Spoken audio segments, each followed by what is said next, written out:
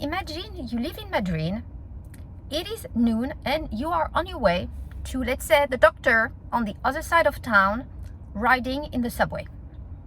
Or you're already at the doctor, you're in the elevator going up to the 19th floor in the building, and all of a sudden all goes dark and the train stops in between two stations, or the elevator in between two floors.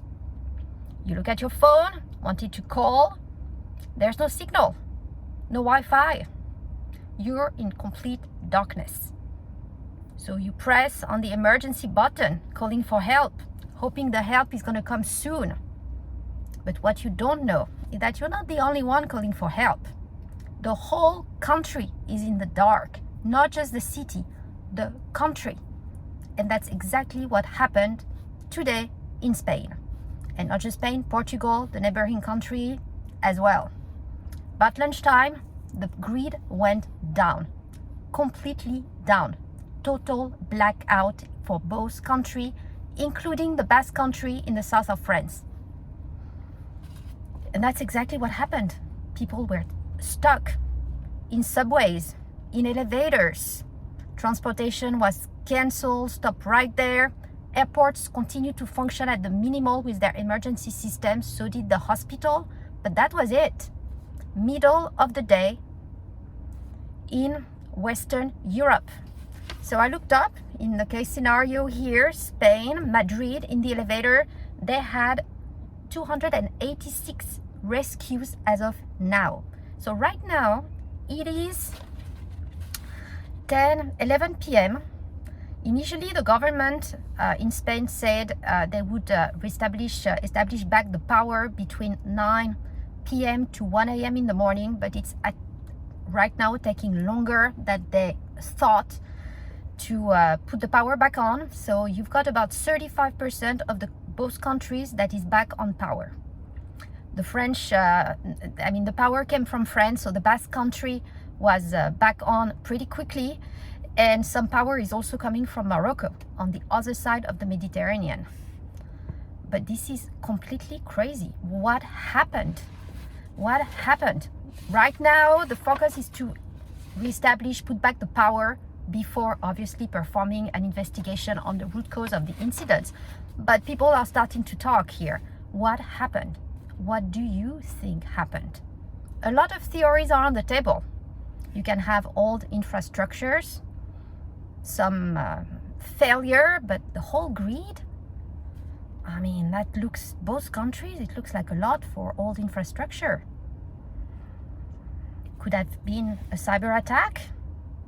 Immediately it was the Portuguese Prime Minister, Luis Montenegro, who said no indication that the power cut was caused by a cyber attack. So apparently that's not it. I heard I read something pretty interesting in one newspaper that seemed just, it was not making sense here. They said that there were extreme temperature variation in Spain that contributed to these outages as per the Portuguese grid officials. Apparently it's some anomalous oscillation in the high voltage lines. That's a phenomenon known as induced atmospheric vibration. A bit too technical for me, but given it's supposed to come from extreme temperature, I actually looked at the weather right now in Spain and Portugal, and it is spring. It's extremely mild. It's between 60 and 75 degrees. And it was not snowing yesterday, or it was not 100 degrees either. We're into mild temperatures. It's actually a very nice spring to visit Spain outside of this power outage. So I don't think that was a plausible explanation. I don't know how the grid official went into that kind of explanation. To me, it doesn't make sense. But some interesting I found. I did a bit of research, wanted to know what happened, and I came across this article that was published by Euronews about a month ago. The March 27, 2025. The title of the article is EU prepares for attacks with an S, multiple attacks on power grid while battling soaring energy prices. So a month ago, they were already preparing for massive attack on the power grid.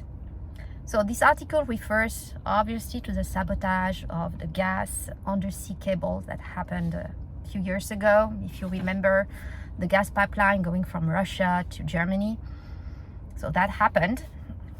Also, something interesting to keep in mind is that not that long ago, Brussels asked the EU citizens to be prepared and put together a 72 hours emergency kit in case of crisis.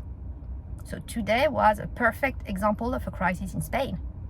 But you think the people stuck in the elevators had their 72 hours emergency kit with them? I seriously doubt it. You had to walk all the way back after being rescued, all the way back home, or try to hop onto a taxi. So cars were still running, but it was a traffic chaos. Imagine trying to go through a city when the lights are not running. I mean, they're all stuck on red, they're all completely black actually. Without electricity, there's no light, so the traffic is complete chaos. No public transportation, no subway, you need to walk. And Madrid is actually a pretty big city, so if you're on the other side, you've got a few hours to walk back home here. So just some thoughts here on what happened. We don't know. As of today, it's still not explained. So the focus, as I said, is to establish the power back and then to perform the investigation. So hopefully we will know what happened. I'm hoping for some truth, but who knows what we're going to be told here. But it just shows that this can happen anywhere and you have to be ready. So let me know your thoughts. What do you think happened in Spain and Portugal? Was it a test? European test? Aiming for not too big, but pretty decently big country to see the reaction, how it was handled. What do you think? Please put in the comments below, and if you found this video interesting, make sure to give it a thumbs up and subscribe to the channel. Thank you all for watching.